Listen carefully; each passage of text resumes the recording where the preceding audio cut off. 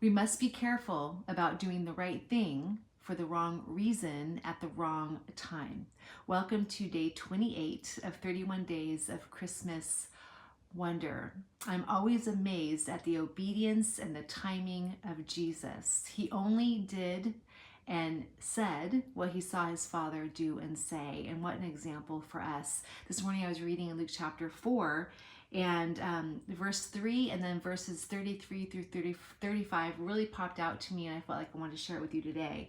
In verse 3, we see that Jesus has been walking in the wilderness or in the desert for 40 days with no food, and he's hungry. I'm sure he's absolutely starving.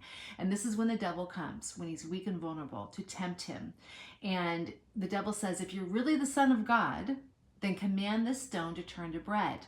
And Jesus replied with, as it's written, man does not live on bread alone. Now, would it have been wrong to eat?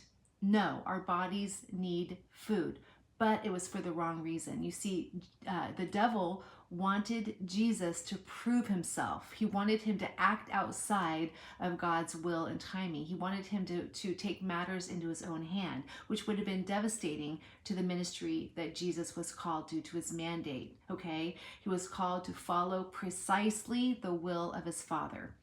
And so that's the first time we see the right thing for the wrong reason and also the wrong timing.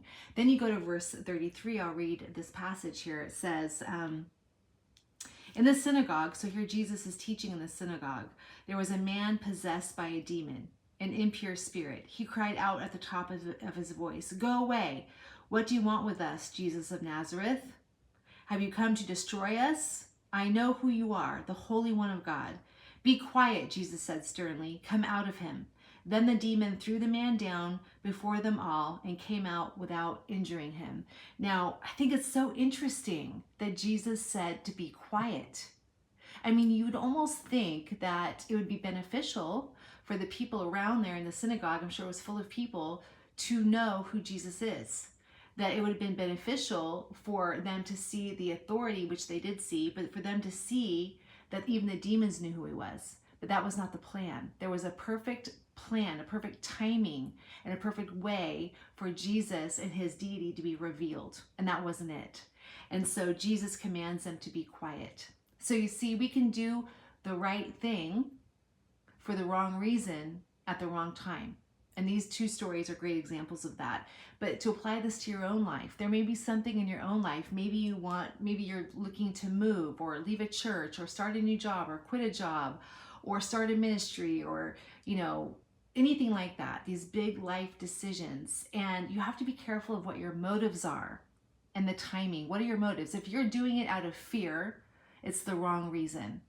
If you're doing it out of a pursuit of comfort, most likely it's the wrong reason. If you're doing it out of desperation, it's the wrong reason, right? And if it's not God's timing, it's the wrong timing. Now, can God use our mistakes? Can we, do something in our own way and God, still be able to work through us and use it? Yes, of course. But we as true disciples of Jesus, we want to be in the center of the will of God. So if that's you, then it's really important to do the right thing for the right reason at the right time. So press in, seek the wisdom of God. He will give it. He gives generously without finding fault to those who ask for wisdom. Press into the Lord, wait on the Lord, wait for his timing, check your motives, check your heart. What are the reasons that you want to do this for? And then make your decision empowered by the Holy Spirit and in alignment with God's plan for your life.